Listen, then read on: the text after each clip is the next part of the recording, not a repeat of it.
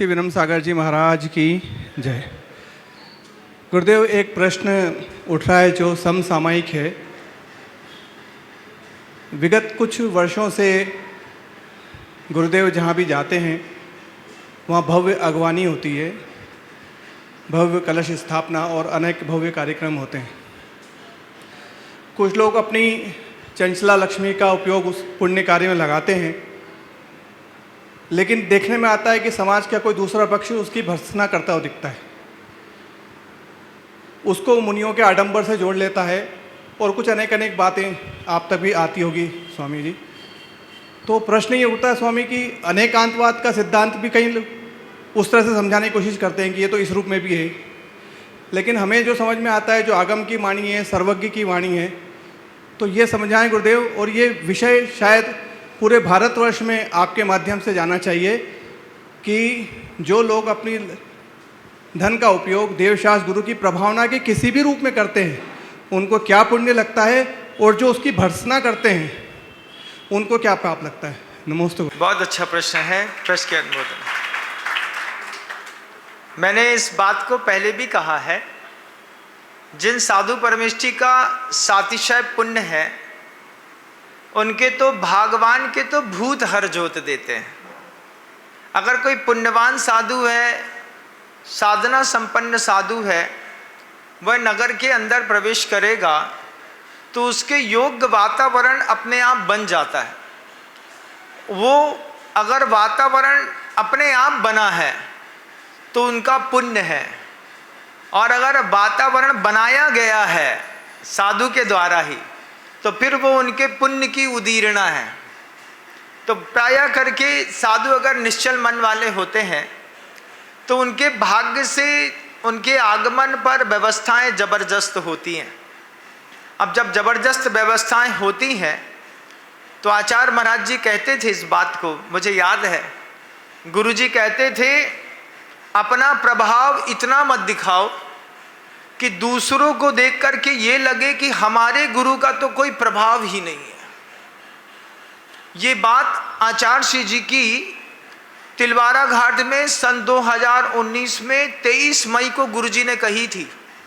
मैंने प्रवचन किए भरे मंच से, और जब मैंने कहा पहली बार दुनिया में एक संत अरिहंत सा है, ये शब्द जब पहली बार मैंने अपने मुख से कहे, आचार्य महाराज मंच पे बैठे थे, सुन लिया। सुनने के बाद कमरे में जाकर के सबके बीच में मुझे डांटते हुए कहते हैं, आप भरे मंच में मुझे अरिहंत सा कह रहे थे, एक संत अरिहंत सा, कितना वेग था आपकी वाणी में, ऐसे ऐसे शब्दों का संचय करके आप अपने गुरु की प्रभावना कर रहे थे। बगल वाले महाराजों ने कहा कि सही तो कह रहे थे, आप लोग शांत रहिए, आप सही भी कह रहे हैं, लेकिन जब ये बात जनता सुनेगी तो जनता के किसी व्यक्ति के मन के अंदर क्षोभ हो सकता है कि इनके गुरु की जैसी महिमा है ऐसी महिमा हमारे गुरु की नहीं है। इससे उसको दुख लग सकता है। इसलिए अपने गुरु की महिमा जानो जरूर, लेकिन इतनी भी मत बताओ कि दूसरों को ये लगे कि हमारे गुरु की कोई महिमा नहीं। ये बात मैंने पहली बार समझी। पहले तो लगता था कि अपने गुरु की महिमा का अच्छा महिमा मंडन करो, लेकिन फिर समझ में आया कि अपनों के बीच में अपने गुरु की महिमा मंडन करना अलग बात है, जन सामान्य के बीच में सामान्य तरीके से रहो। तो आचार्य महाराज जी का जब कभी भी आप कोई भी आगवानी देखेंगे, बिल्कुल सहज वाली गुरु महाराज की आगवानियां होती थी। आचार्य जी की आगवानी में 4 बैंड आ गए और सिर्फ जनता आ गई। जनता अपने आप आचार्य जी के होने का माहौल बना देती थी। उनमें किसी भी प्रकार के दूसरे संसाधनों की आवश्यकता नहीं पड़ती थी। आचार्य महाराज जी का इंस्ट्रक्शंस रहता था, हम जब मार्ग में प्रभावना के लिए निकलें तो उस वक्त कहीं ऐसा ना हो कि दूसरे को देख करके क्षोभ हो जाए। इस बात का गुरु महाराज जी तक ने हमेशा ध्यान रखा। आज वक्त पलटा, आज भक्त चाहता है अपने गुरु की जबरदस्त प्रभावना करना। अगर गुरु की अपने गुरु की वह जबरदस्त प्रभावना करता है, उसका अधिकार है, उसकी जैसी संयोजना बनती है वो बनाता है। इसमें अभिमान ना आए। ये बात सबको ध्यान रखना चाहिए। मिट्टी का घड़ा है, आज नहीं तो कल फूट जाएगा। ये ना सोचे कि हमारी रिद्धियाँ बहुत हैं। बहुत सारे लोग ऐसे भी हैं जिनकी रिद्धियाँ दिखाई नहीं होती, लेकिन होती ताकतवर हैं।